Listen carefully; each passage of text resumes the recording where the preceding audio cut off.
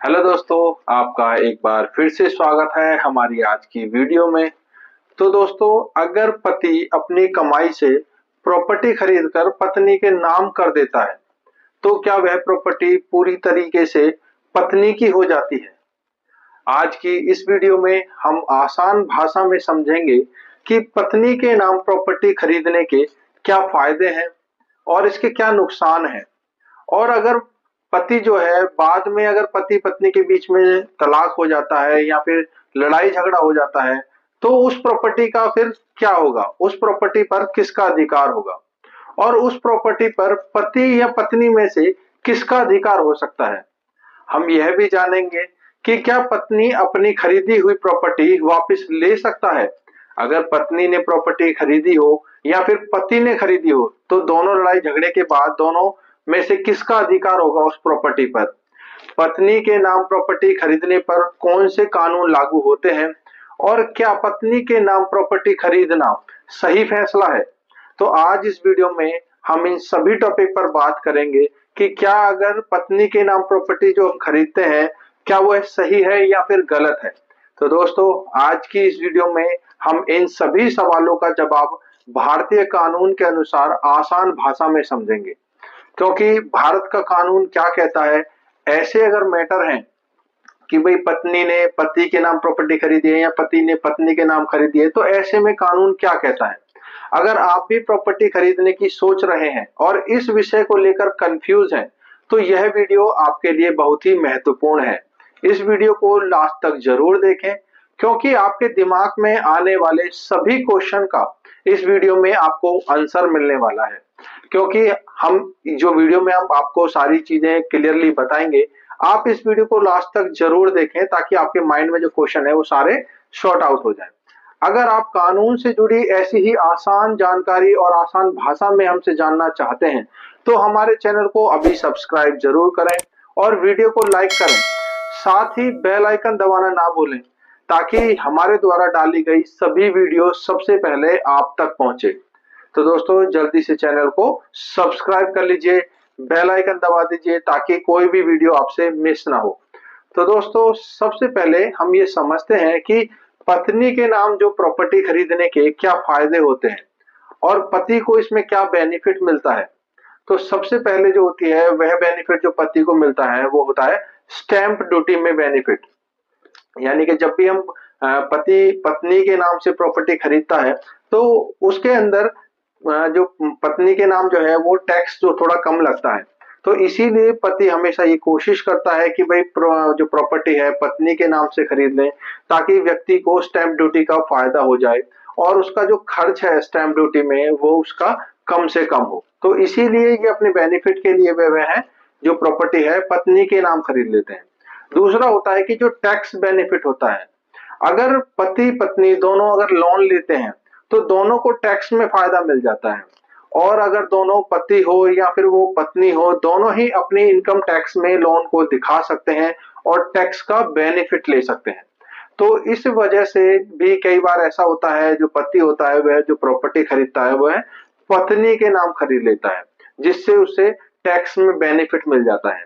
तो ये भी एक बेनिफिट है। इसी वजह से जो पति है वह प्रॉपर्टी खासकर पत्नियों के नाम से खरीद ली जाती है। और दूसरी है कि भाई परिवार की जो सिक्योरिटी होती है, कई लोग पत्नी के नाम पर प्रॉपर्टी इसलिए खरीदते हैं ताकि परिवार सुरक्षित रहे, परिवार में किसी तरीके का मनमुटाव ना हो। इसीलिए काफी बार ये देखा जाता है कि पति पत्नी के नाम पर प्रॉपर्टी ले लेते हैं। तो कई बार ये पारिवारिक चीजें भी होती हैं कि नॉर्मली देखा भी जाता है कि भाई जो पति कमा रहा है तो उसने अपनी पत्नी के नाम से प्लॉट ले लेते हैं। अब हम बात करेंगे कि पत्नी के नाम प्रॉपर्टी खरीदने के क्या नुकसान हो सकते हैं। अब तक हमने जो बात की थी वो उसके फायदे थे, अब हम देखते हैं कि भाई इसमें नुकसान क्या है। तो सबसे बड़ा जो नुकसान यह है कि अगर प्रॉपर्टी पत्नी के नाम रजिस्टर है, तो कानून में वह पत्नी की ही संपत्ति मानी जाएगी। अगर पति ने पैसा दिया है लेकिन प्रॉपर्टी पत्नी के नाम है, तो बाद में पति के लिए इसे वापस लेना काफी मुश्किल भरा काम हो सकता है। क्योंकि कानून यह मानता है कि जिसके नाम रजिस्ट्री है या फिर जिसके नाम मोटेशन है वही उसका असली मालिक माना जाता है। तो इसीलिए ऐसी संपत्ति जो है वह पत्नी की ही मानी जाएगी। इसमें समझते हैं कि जो मुख्य रूप से जो इसके कानून है वह कौन सा कानून है, जैसे कि बेनामी प्रॉपर्टी लॉ। भारत में बेनामी ट्रांजैक्शन प्रोहिबिशन एक्ट 1988 के अनुसार अगर कोई व्यक्ति किसी दूसरे के नाम पर प्रॉपर्टी खरीद लेता है तो कई मामलों में वह बेनामी ट्रांजैक्शन मानी जाती है। जैसे अक्सर होता है कि भाई एक आदमी दूसरे आदमी के नाम से प्रॉपर्टी खरीद लेता है, पैसा उसका होता है, तो वे बेनामी मानी जाती है। लेकिन पति पत्नी के मामले में एक एक्सेप्शन भी अलग से होता है। अगर पति अपनी पत्नी के नाम पर प्रॉपर्टी खरीदता है और पैसा जो है वह पति की कमाई का होता है तो कई मामलों में यह वैध माना जाता है, क्योंकि वो पति और पत्नी का आपस में रिलेशन है। क्योंकि अक्सर यह देखा जाता है कि पति कमाता है तब वह जो है प्रॉपर्टी खरीदना है तो उस प्रॉपर्टी को अपने बेनिफिट के लिए, जैसे कि इनकम टैक्स में छूट के लिए हो सकता है, या फिर रजिस्ट्रेशन में जो टैक्स कम लगता है उसकी वजह से वह जो प्रॉपर्टी है वह पत्नी के नाम पर खरीद लेते हैं। लेकिन कई बार ऐसा देखा गया है कि पत्नी के नाम पर प्रॉपर्टी करने पर वह उसे जो प्रॉपर्टी की जो मालकिन बन जाती है, लेकिन बाद में कोई ऐसा आपस में उनका किसी वजह से लड़ाई झगड़ा हो जाता है या बात डिवोर्स तक पहुंच जाती है तो फिर वह प्रॉपर्टी पत्नी की ही मानी जाएगी, चाहे उसमें पैसे जो है वह पति ने दिए हों। तो ऐसी प्रॉपर्टी को वापस लेना भी पति के लिए काफी मुश्किल भरा काम होता है। तो ये दोस्तों याद रखिए कि आप काफी सोच समझकर प्रॉपर्टी जो है वह पत्नी के नाम करें या अपने नाम करें, वह आपकी कॉल रहती है, जैसे भी आपको अपने परिवार में देखना होता है। और अगर ऐसी स्थिति में तलाक हो जाए तो प्रॉपर्टी जो है वह पत्नी के नाम ही मानी जाएगी, क्योंकि ऐसी प्रॉपर्टी पर पत्नी का ही अधिकार होगा। और क्या ऐसी प्रॉपर्टी जो है वह पति वापस ले लेगा, फिर वह प्रॉपर्टी पत्नी की ही मानी जाएगी। अगर जो प्रॉपर्टी है पत्नी के नाम है तो ऐसी प्रॉपर्टी याद रखिए कानून के अनुसार हमेशा पत्नी की ही मानी जाती है, वह पत्नी की संपत्ति मानी जाएगी। लेकिन अगर जो है पति जो है कोर्ट में ये साबित कर दे कि पैसा उसी ने दिया था और यह केवल नाम के लिए पत्नी के नाम की गई थी, तो कुछ मामलों में कोर्ट अलग से फैसला दे सकती है। लेकिन ऐसे केस काफी जटिल होते हैं और ऐसे केसों में प्रॉपर्टी का वापस पति को मिलना काफी मुश्किल भरा काम होता है।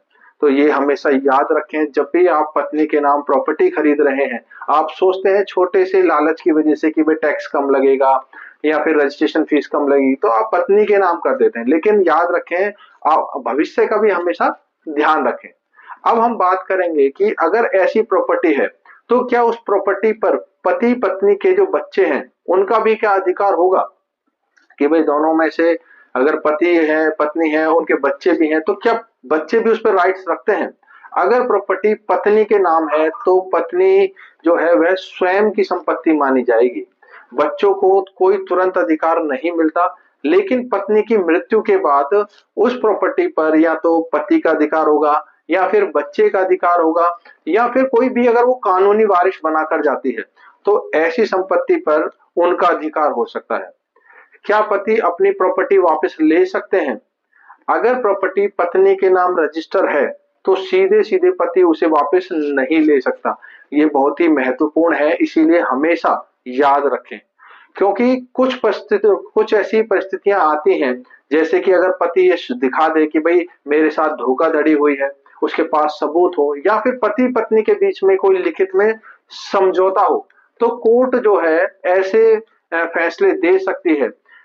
इसीलिए अगर आप अपनी पत्नी के नाम पर प्रॉपर्टी खरीद रहे हैं तो हमेशा ये चीजें हमेशा ध्यान रखें कि सही सलाह लें, पहले किसी अच्छे एडवोकेट से सलाह लें, जो डॉक्यूमेंटेशन है उसको सही तरीके से रीड करें, सही तरीके से देखें, और हमेशा जो भविष्य में जो स्थिति हो सकती है आपके परिवार में उसका हमेशा ध्यान रखकर प्रॉपर्टी अपनी पत्नी के नाम करें। तो दोस्तों उम्मीद है कि आपको यह जानकारी पसंद आई होगी। अगर आपको यह वीडियो उपयोगी लगी हो तो इसे लाइक जरूर करें और शेयर करना ना भूलें, ताकि लोगों को भी अवेयरनेस हो सके। और अगर आप कानून से जुड़ी ऐसी ही जानकारी आसान भाषा में हमसे समझना चाहते हैं तो हमारे चैनल को सब्सक्राइब जरूर करें, बेल आइकन दबाना ना भूलें। और दोस्तों अगर आपके दिमाग में कोई भी डाउट है, आपके दिमाग में कोई भी ऐसा क्वेश्चन है जो आप हमसे पूछना चाहते हैं, वो किसी भी चीज से रिलेटेड हो सकता है, वो आपके अपने केस से रिलेटेड हो सकता है या फिर आपके किसी रिलेटिव के केस से रिलेटेड हो सकता है या फिर प्रॉपर्टी से रिलेटेड हो सकता है। तो दोस्तों आप जल्दी से कमेंट करें, क्योंकि आपके हर कमेंट का जवाब देने की हम पूरी कोशिश करते हैं। तो दोस्तों जल्दी से चैनल को सब्सक्राइब कर लें, वीडियो को शेयर करें और कमेंट करना ना भूलें। जो भी आप कमेंट्स डालते हैं उसके अकॉर्डिंग ही हम नई वीडियोस लेकर आते हैं। तो दोस्तों मिलते हैं अगली वीडियो में, तब तक के लिए थैंक यू वेरी मच।